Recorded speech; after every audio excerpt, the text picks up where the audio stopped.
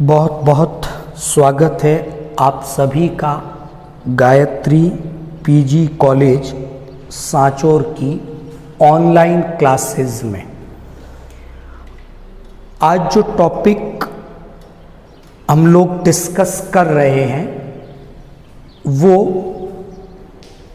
पेशी संकुचन की कार्य की, मसल कॉन्ट्रैक्शन फिजियोलॉजी। और आज का ये लेक्चर हम पर्टिकुलरली जब कंकालीय पेशियों में संकुचन की क्रिया होती है तो उस समय क्या बायोकेमिकल चेंजेस या क्या मॉलिक्यूलर इवेंट, क्या आणविक घटनाएं कंकालीय पेशियों में होती हैं, उस पे आज के इस लेक्चर में हम फोकस करेंगे। तो बेसिकली आज का जो टॉपिक है उसमें हम कंकालीय पेशियों में जब कॉन्ट्रैक्शन की प्रोसेस होती है तो उसमें कैल्शियम जो आयन है उनका क्या रोल है उस पे स्टडी करेंगे। तो एग्जाम में ये क्वेश्चन इस नाम से आ सकता है कि पेशी संकुचन से संबंधित आणविक सिद्धांत को समझाइए। तो आज हम मसल कॉन्ट्रैक्शन के मॉलिक्यूलर जो थ्योरी है, जो आणविक घटनाएं पेशी संकुचन के समय होती हैं, उनके बारे में डिस्कस कर रहे हैं।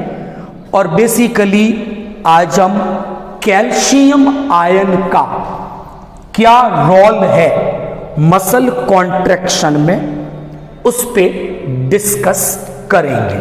और साथ में ये भी मेंशन करेंगे कि कंकालीय पेशियों में संकुचन के समय क्या बायोकेमिकल चेंजेस दिखाई देते हैं। ओके, डिस्कस करते हैं। सबसे पहली बात आती है एक, वो है न्यूरो मस्क्यूलर जंक्शन की। तो पहले इसके बारे में थोड़ा डिस्कस करेंगे। क्या देखते हैं हम हमारे शरीर के अंदर कि जो स्केलेटल मसल्स हैं, कंकालीय पेशियां हैं, ये पूर्ण रूप से हमारे केंद्रीय तंत्रिका तंत्र के नियंत्रण में काम करती है। यानी इन पेशियों के संकुचन पर न्यूरॉन्स का पूरा कंट्रोल तंत्रिकाओं का होता है। तो हम शरीर में क्या देखते हैं कि न्यूरोमस्क्यूलर जंक्शंस बने हुए हैं। क्या है न्यूरोमस्क्यूलर जंक्शन? कि जहां पर तंत्रिकाएं, उनका टर्मिनल एंड आ जाता है, यानी जहां न्यूरॉन समाप्त हो गई और वहीं से ये स्केलेटल मसल्स प्रेजेंट रहती है। तो न्यूरॉन और मसल्स के बीच में जो एक जंक्शन बनता है, इसको हम न्यूरो मस्क्यूलर जंक्शन के नाम से जानते हैं। तो एक तो मैंने यहां रिप्रेजेंट किया कि ये तंत्रिका का अंतिम सिरा है, तंत्रिका यहां पर समाप्त हो गई। ये मैंने यहां पर एक कंकालीय पेशी की स्ट्रक्चर को ड्रॉ किया है और उसमें ये जो पार्ट है, दैट पर्टिकुलर पार्ट, ये कंकालीय पेशी की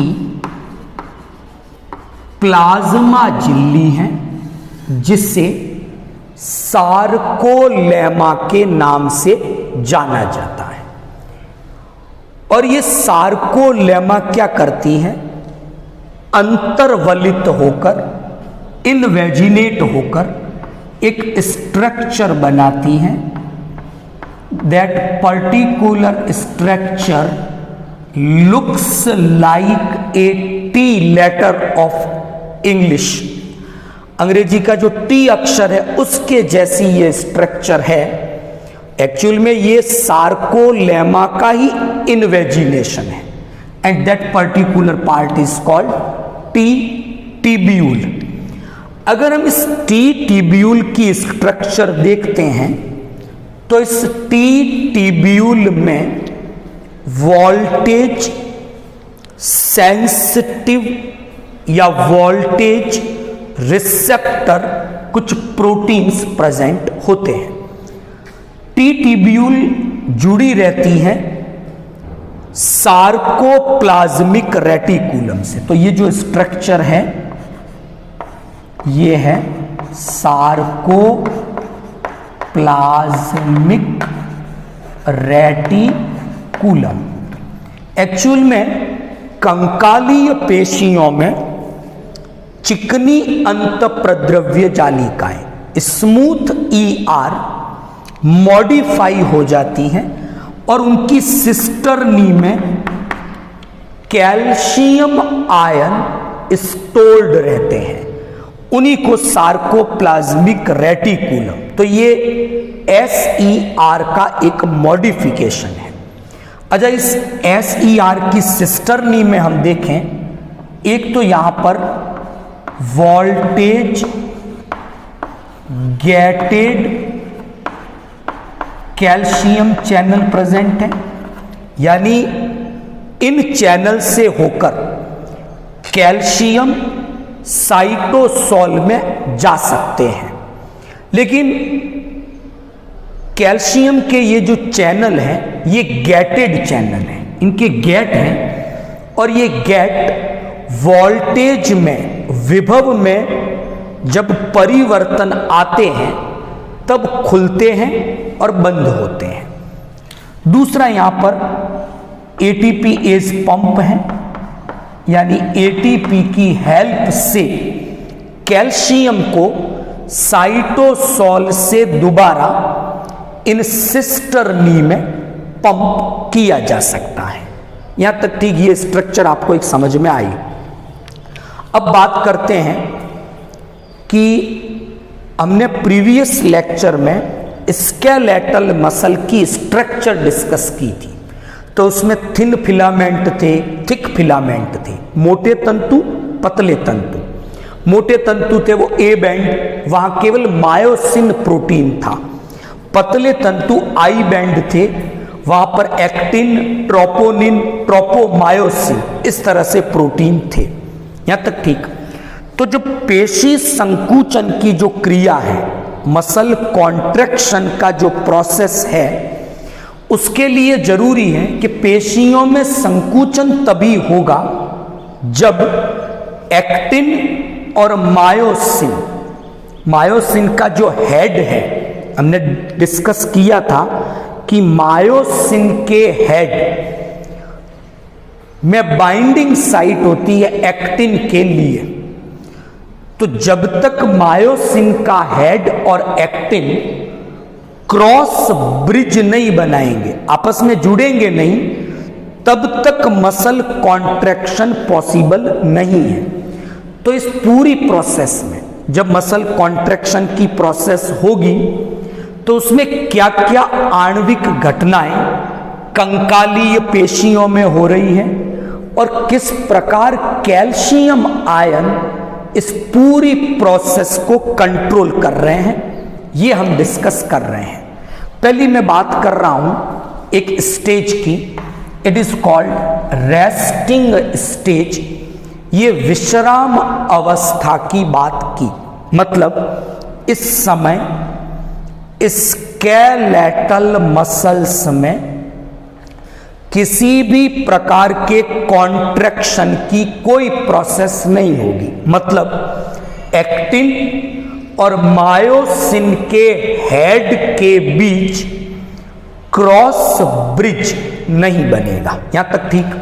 तो क्या है इस समय कि न्यूरोमस्क्यूलर जंक्शन की बात करूं, यानी न्यूरॉन से कोई इंपल्स आवेग नहीं आया इस न्यूरोमस्क्यूलर जंक्शन पर, किसी भी प्रकार की कोई सूचना नहीं आई, तो इंपल्स नहीं आया।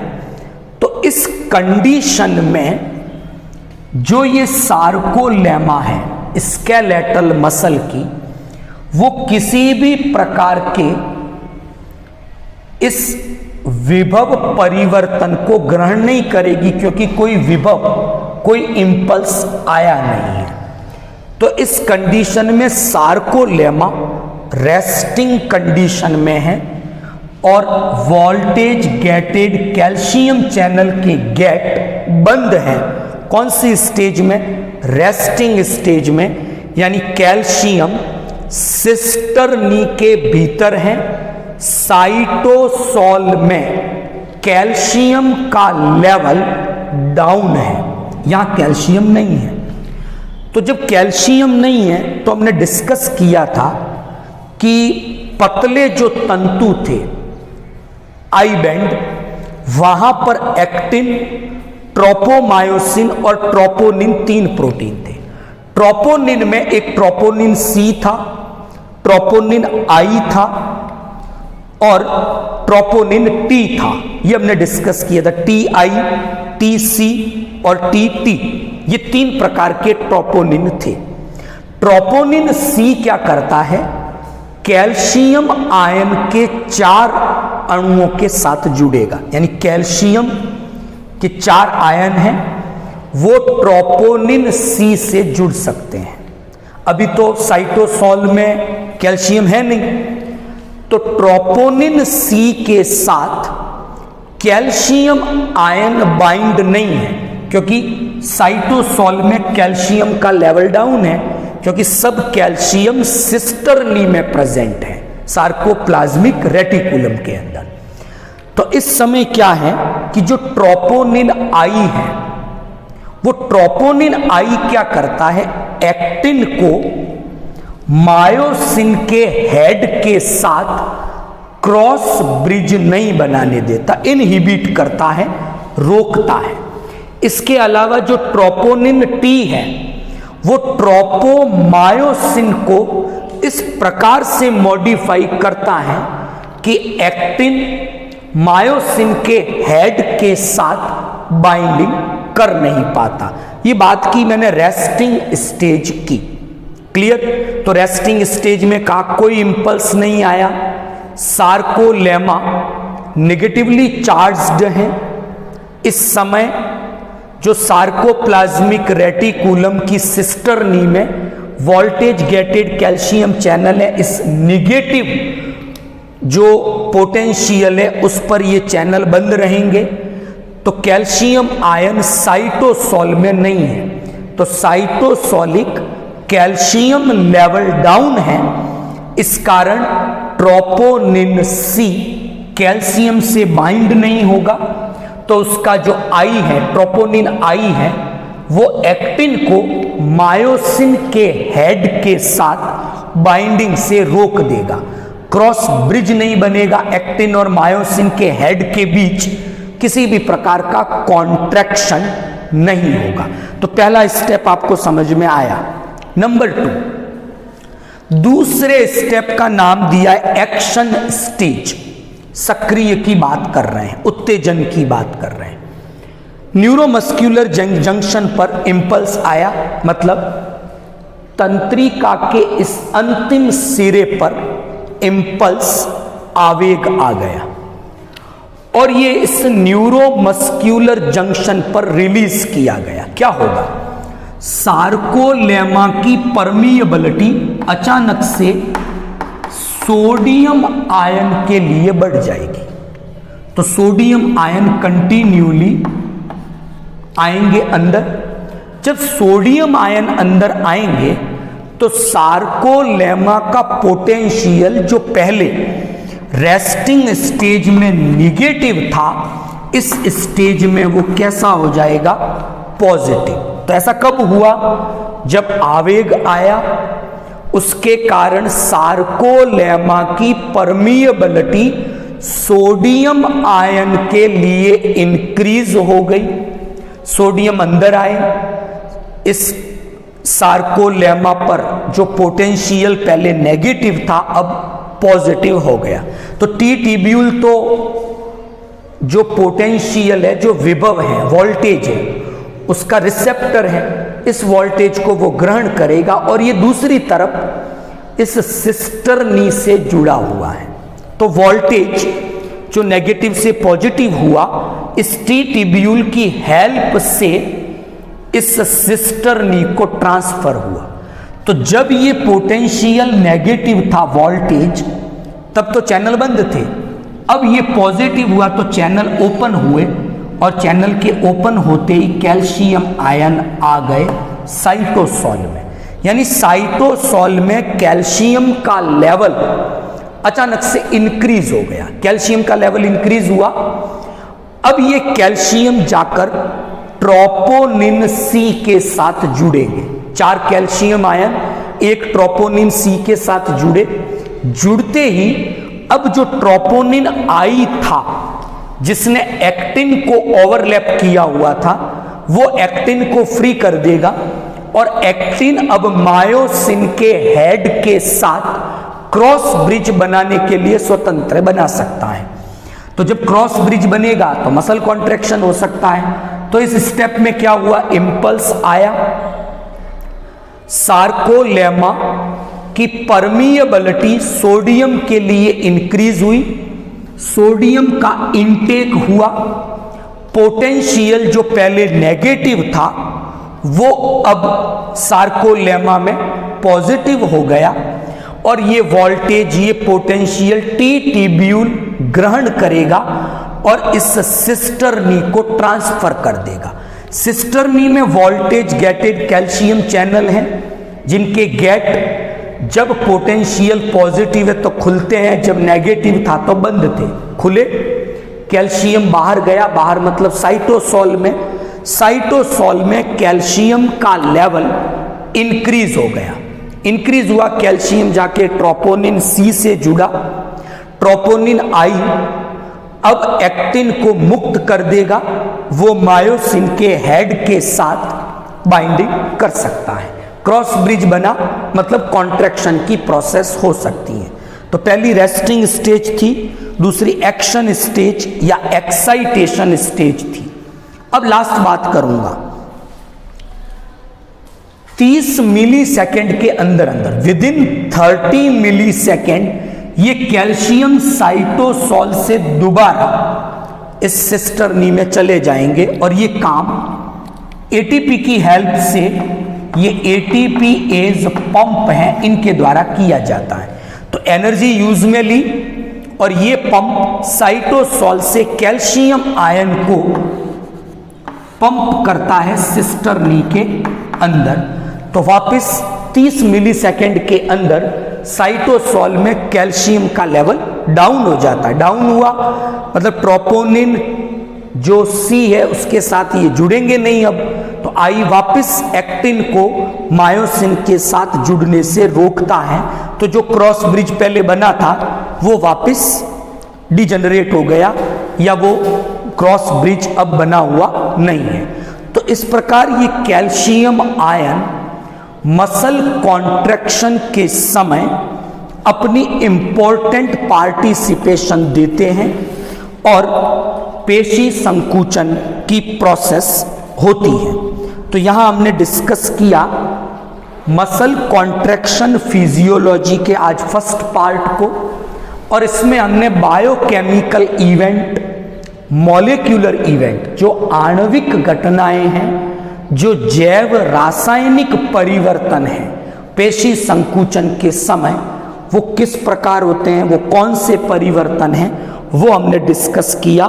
और स्पेशली कैल्शियम आयन का मसल कॉन्ट्रैक्शन में क्या रोल है, वो आज के इस लेक्चर में हम लोगों ने डिस्कस किया।